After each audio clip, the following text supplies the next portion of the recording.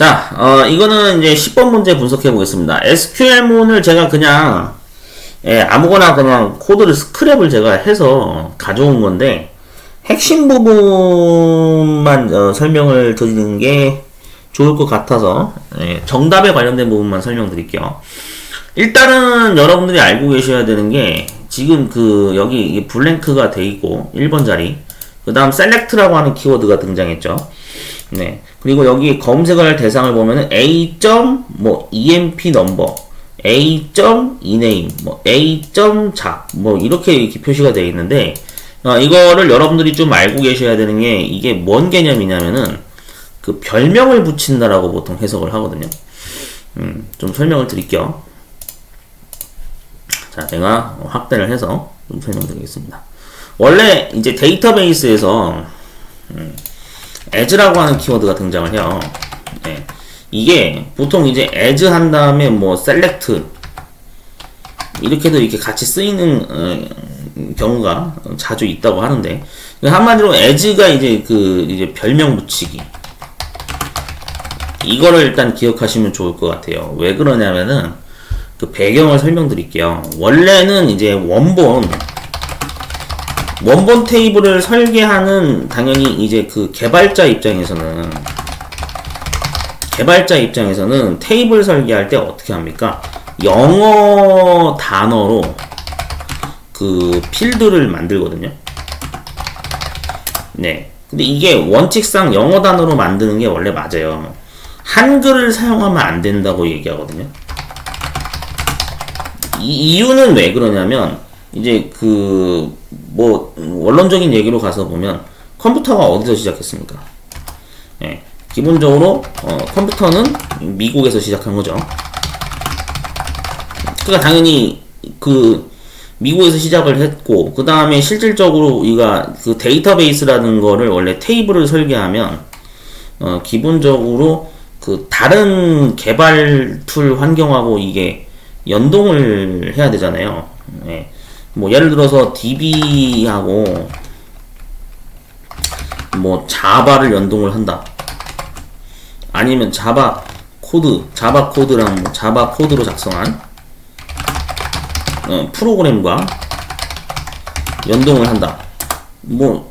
당연히 이런 경우가 있을 거 아닙니까? 그러면은 이게 두 개가 서로 연동이 잘 되려면은 어떻게 해야겠어요? 같은 영어 기반으로 이게 설계된 걸로 이게 연결을 시켜야 버그가 발생을 안 하죠. 버그. 가장 큰 문제는 그겁니다. 버그 발생을 예방하기 위해서.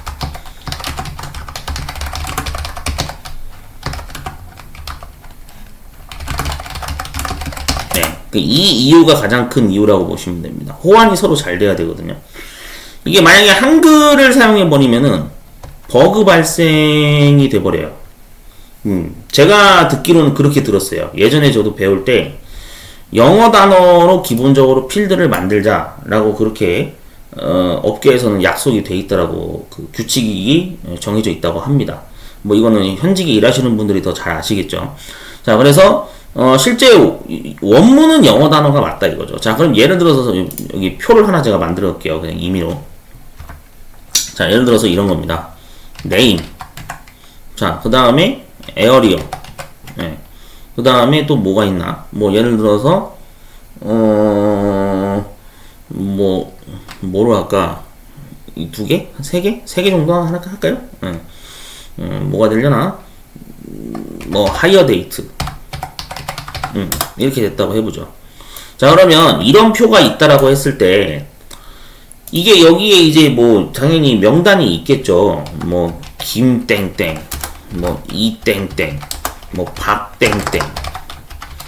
맞죠? 이렇게 있을 거고, 그 다음에 인천, 서울, 경기, 그 다음에 날짜는 예를 들어서 2022년 03월 04일, 그 다음에 2021년 01월 05일, 그 다음에 2020년 02월 04일 이렇게 됐다고 해볼게요. 자, 이런 표가 있다라고 해볼게요. 자, 중요한 건 이제 이 필드를 잘 봐야 되는 거죠. 이 필드가 원래 원본은 이렇게 설계가 되어 있어요. 그러니까 관리자나 개발자 입장에서는 이 표가 이렇게 설계되어 있어야 되는 게 관리가 편하고, 버그가 발생될 확률도 낮아지고, 예, 다른 프로그램과 연동을 했을 때 문제 발생이 안 된다더라. 이렇게 이제 얘기를 하는데, 근데 이거는 이제 그 개발자 입장에서 필요한 거죠. 근데 이제 반대로 이용자 입장은 어떻게 될까요? 이용자 입장에서는 필드명이 영어로 뜨는 것보다는 한글로 번역된, 그냥 번역된 걸로 할게요. 한글로 번역된 필드명을 보는 게 더 편하다. 이런 입장이 있죠. 물론 요즘에는 글로벌 시대라서 영어 공부하시는 분들도 많고, 뭐 진짜 토익, 토플 막 이런 거 자격 준비하시는 분들 많은 거 이해하는데, 기본적으로 대한민국이라는 국가는 표준어가 뭡니까? 한글이잖아요, 한글. 그러니까 한글로 표시된 거를 보는 게 더 편하겠죠, 이용자 입장에서는. 맞죠? 그러니까 예를 들면은 이러한 어떤 그 표가 있는데, 얘를 한글로 번역시키게 돼서 이제 별명을 붙이는 거죠, 별명. 별명을 붙여서 여기다가 이제 표를 어떻게 표현하는 거예요? 네임은 이름이라고 이렇게 찍어주고, 그 다음에 에어리어 그러면은 뭐 이제 뭐 지역 뭐 이렇게 번역할 수도 있는 거고, 그 다음에 이제 하이어 데이트 그러면은 뭐 입사일, 뭐 이렇게 뜰 수가 있는 거죠. 그래 놓고 여기에 이제 이렇게 명단이 나와 있으면은 당연히 여러분들이 봤을 때 이용자 입장에서는 당연히 얘가 더 편하겠죠. 맞죠? 예, 이용자나 고객 입장에서는 이게 더 오히려 편하다 이거지. 이제 이해되셨죠? 예, 그러니까 이게 개발자 측면과 이용자 입장이 서로 그 사용 환경이나 어떤 그런 좀 편의성? 그런 측면을 따졌을 때 이런 입장차가 있기 때문에, 그래서 원래는 이제 개발 단계 입장에서는 원래 원문을 이렇게 영어로 표시를 하는데 별명을 붙이자 그래가지고 이런 식으로 바꿀 수 있다더라.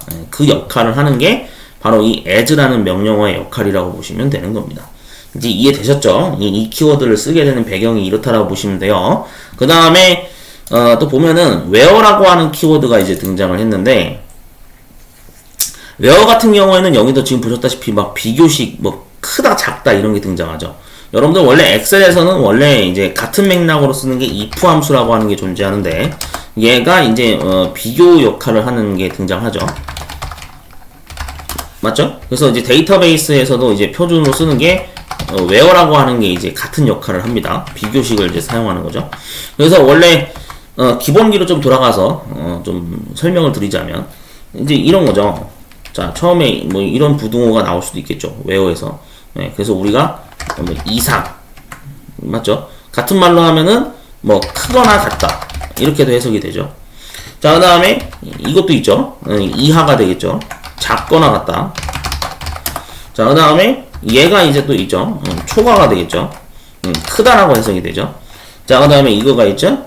미만, 작다라고 해석이 되죠. 자, 그 다음에 또 이제 이것도 있죠. 같다라고 해석이 되죠. 네. 그래서 원래 뭐 보통 등호 뭐 이렇게도 뭐 얘기하긴 하지만 같다라는 어떤 의미를 가지고, 그 다음에 또 이제 해석이 될 만한 게 당연히 뭐 이것도 있죠. 네. 이게 뭔가요? 같지 않다. 이렇게 해석이 되죠.